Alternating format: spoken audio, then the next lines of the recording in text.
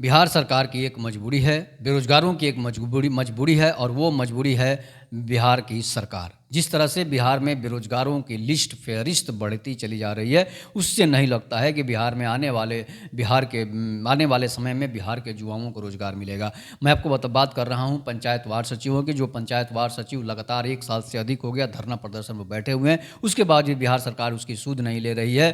ट्रेनों में भर-भर के मज़दूर बिहार से कमाने बाहर जा रहे हैं, उनकी सुध नहीं ली जा रही है। सिर्फ़ और सिर्फ़ जातीय जनगणना और जातीय मामलों में जो है बिहार सरकार आपको उलझाए रख रही है। आपको जातीय जो है संवेदनाएँ देख किस तरह से जातीय संवेदनाएँ जाति के नेताओं को दिया जा रहा है, अपने जाति के लोगों को दिया जा रहा है, जिससे उनको वोट बैंक बन जाए, इसलिए कि उनको जो है औपचारिक वोट बैंक मिल जाएगा, सहानुभूति वोट मिल जाएगा। उसके बावजूद फिर से बिहार में सरकार बनाने में सरकार सफल हो जाएगी। लेकिन बेरोजगार जो बिहार में ट्रेनों में भर-भर के बाहर जा रहे हैं, आपने आए दिन पर्व में देखा ही होगा किस तरह से बिहार के युवा जो हैं बाहर कमाने के लिए जा रहे हैं, ट्रेनों में ठेला-ठेली करके जा रहे हैं, मरते जा रहे हैं। लेकिन फिर भी बिहार सरकार सिर्फ बिहार में जातीय जनगणना और जातीय सम्मेलन करा रही है। लेकिन कभी भी किसी भी नेता ने, बिहार में जितने भी नेता हुए, कभी ने ये नहीं सवाल कोई पूछता है, चाहे नेता ये सवाल नहीं उठाते हैं, चाहे वो किसी भी पार्टी के नेता हो, बीजेपी हो, आरजेडी हो या जदयू हो, चाहे कांग्रेस हो,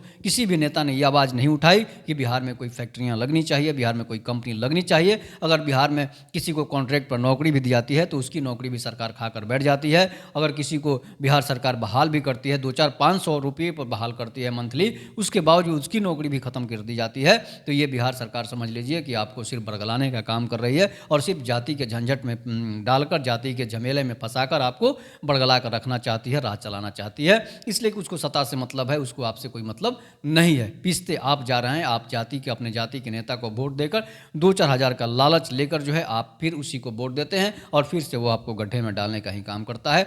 तो समझ लीजिए कि कम से कम साल भर से अधिक हो गया पंचायत वार्ड सचिव धरने पर बैठे हुए हैं। जिनको 500-1000 मंथली मिलता था, उनकी भी स्थिति खराब हो गई है, उनको भी नौकरी नहीं मिल रही है। उनको भी जो है सरकार बरगला कर बैठी हुई है कि नौकरी देने का वादा करके सरकार बहाल करके उसकी नौकरी खत्म कर दी है। इसके बावजूद और भी बहुत सारे विभाग है जिसका कोई बहाली से लेना देना नहीं था, उसको सरकार 30,000 और 32,000 पेमेंट दे रही है। लेकिन जो लोग काम कर रहे थे, जो लोग अपने गाँवों में, अपने वार्डों में काम कर रहे थे, उनको नौकरी नहीं दी जा रही है। उनकी नौकरी खाकर सरकार बैठ गई है, सिर्फ बहालियाँ करना जानती है, पैसे देना नहीं जानती है, इसलिए वो लोग धरना प्रदर्शन में बैठे हैं। फिर भी सरकार जो है नहीं सोच रही है। तो इसलिए 1-1.5 लाख के करीब जो पंचायत वार्ड सचिव हैं, अगर 1.5 लाख चाहेंगे तो वो 10 लाख वोट के मालिक हो सकते हैं।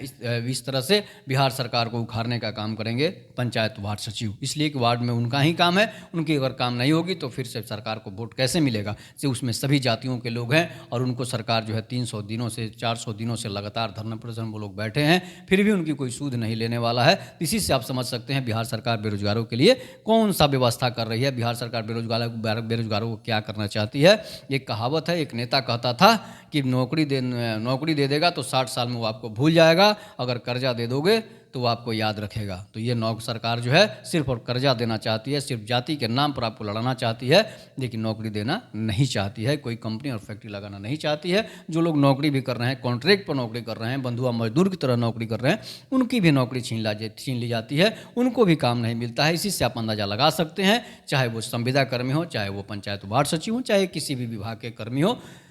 तो इस पर आप अपनी प्रतिक्रिया जरूर दीजिएगा। तब तक के नमस्कार, जय हिंद, जय भारत, जय श्री राम।